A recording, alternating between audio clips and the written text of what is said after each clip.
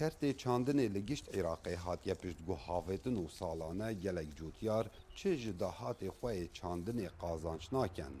Li deşta Neynewak û devereka bi nav û denge bi gelek curên çandinê wekû dexlodan û keskatî û gelek curên fêqî. Belê heta nûke cûtiyarên evê deverê salane berhemê xwe bi nirxekê erzan difirûşin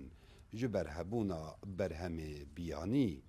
Gulê deyka 8 zarokan ew digel malbata xwe zevyeka bacanan kiriye. Belê tirz di dilê gulê daye wekû parsal berhemê wan bi nirxekê erzan bihête firotin.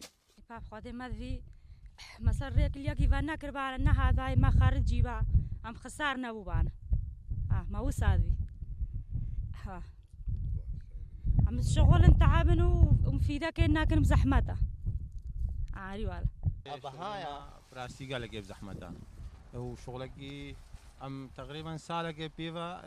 حوكارينا ام عائله تقريبا 12 نفس مستمره في شغلي ما وتالي ما تالي ياوش تركيا ان ياوش ايران ان واما هروي ارزان به نحقق كيمياوي دريت كافي نحقق بزر دريت كافي نحقق تعبان ما دريت كافي Rêveberê pişka çandinê li qeza Şêxan wasa bû dengê Amerîka diyar kir ku ew berdewam in hewd û bizava dikin ku berhemê biyanî nehête bazarî da belê heta nûke kontrol nekiriye. طبعا ايما وكي دائره الزراعه شعبه زراعي شيخان ام قال لك مساعده جوتيار دكين يعني مساعده يعني حتى بو مبيدات بيت بو سماد بيت يعني او دعمك دينا فلاح خاص حزدك انتاج محلي باشتري بيت ام حزناكن استيراد لغير دولة بيت يعني راس الدولة جينار تشتى بس ام حزدك يعني وارد ايما باشتري بيت لغير دولة اقتصاد ايما باشتري بيت وصا Her çende li zorbey welatan çandin bi kertekê here giring hatiye hejmartin û pîtedaneka êkcar zor heye.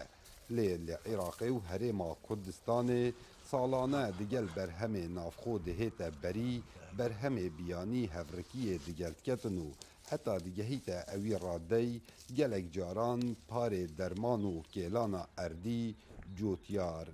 naderêxî. Kawa Emer dengê Emerîka. دشتا موصل